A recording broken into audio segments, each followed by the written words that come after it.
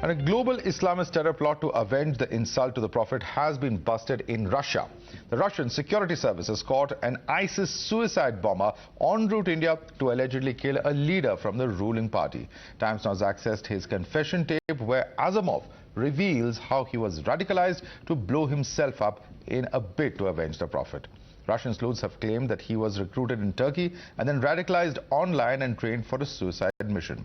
This sensational terror bust has the shields up of Indian security apparatus. While a red alert has been sounded, there has also been a chorus to dismantle the Islamist mindset, slow poisoning India.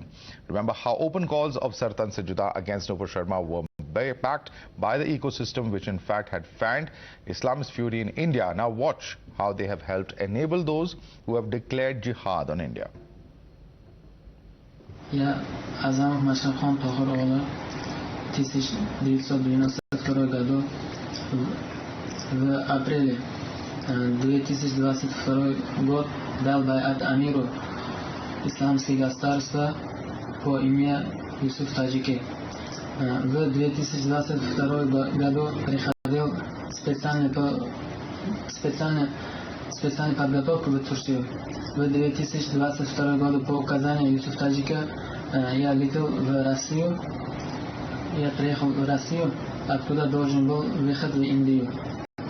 В Индию меня должен встречать было и необходимо для встречать и дать все необходимые вещи для совершения теракта. По указанию исламского государства за оскорбление пророка Мухаммада. All right, let's take this across to Srinjoy, who's joining us for more on this. Srinjoy, now this is of course a terror attack that has been averted. However, the fact that he was to receive logistics on ground here in India is certainly a matter of concern for Indian security agencies. Undoubtedly, first of all, he was only the suicide bomber. Where was the explosives coming from? Where were the other people who were going to lead him to where he was supposed to go?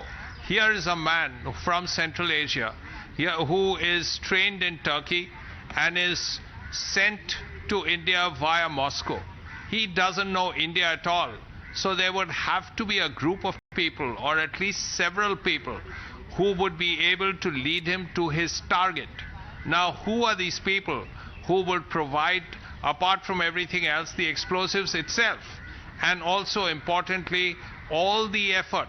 He will be helped throughout his stay in India by this group of people. Who are they? That is the question, and perhaps Indian intelligence agencies, Indian security agencies are already at work to find out, along with the Russians, who these people were, who were the people he was supposed to meet as soon as he got to India. Who were the people in Turkey he was working with? Who were the people in perhaps Syria or Iraq, where the ISIS is as strong as it is still, who have trained him? These are things that we would still need to know. Well, absolutely. And in fact, stay with us, Srinjoy, because we're going across to Colonel Dinny, who's a retired defense analyst, who's joining us. Colonel Dinny, a lot of unanswered questions over there. Who are the people who from Turkey managed to indoctrinate this person online? Who are the individuals here who are supposed to give logistical support? Several such questions which Indian agencies now would be working towards answering. Absolutely, Madhav. There is no doubt that this, is just the tip of the iceberg as far as this particular incident is concerned, and as also the larger question of non-Kashmir centric terrorism in India is concerned.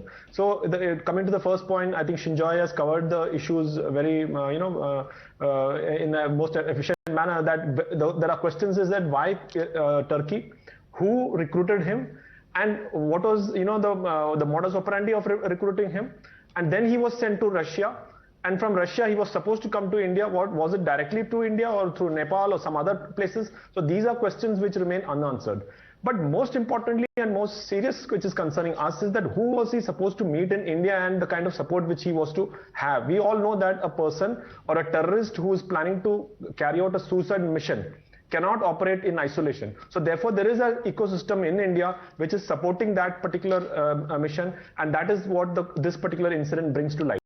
Coming to the second point which I mentioned, that is the larger question of non-Kashmir centric terrorism in India, the threat which is there, and that also, this particular incident is just one of those tip of the iceberg. Why I mention is that in Madhav, in your introduction also, you mentioned that how a narrative is being created, that there is, large scale persecution of minorities which is happening in India, and a cause is being given to people like ISIs and all to come to India and fight. Till now, they have not been able to get a foothold in India, but now a cause is being given, false claims are being made, so that even people who do not otherwise will not think of India coming to India will now have a reason to come. And therefore, that is one more reason which we must keep in mind, is that this particular issue is just, one of those issues which is unfortunately not getting the attention which we need to. Well, absolutely. And also a number of questions that actually come out of this entire episode, Colonel Dinny. There is the rise of radicalism in our vicinity, if not our immediate vicinity, then certainly in countries such as Turkey, where these radical elements are very clearly trying to target India for the reasons that you mentioned earlier. The larger question is also within the country itself, when it comes to our own national security, at least there appear to be so many divided voices that this is not surprising in that sense. Oh, yes, absolutely. It's not surprising. That's why I said that we have, unfortunately, there is an attempt, a very systematic attempt being made to create an environment, a false narrative to the world, that India is a place where minorities are being persecuted, and especially we know that for the past few years this is being done. And the latest incident of the Nupushamma case, that was just a trigger for many to look towards India in that particular prism, and of course they now see a cause. But it is true that, and when we look at around in our own country, that there are multiple agencies or organizations who are working day in and day out to create this kind of sense. Right. My greatest worry is people within India, if they start believing in this narrative, and many, I know that it is very sad to say, but they believe that is true. So then we have a serious issue at our hand, and I don't think that we are actually playing with fire is all I can say. All right, Colonel Dinny, thank you so much for joining us and sharing with us your perspective. I'd like to thank Srinjoy as well for joining us with his inputs on the story. We're going to slip into a quick break. More news coming up on the other side.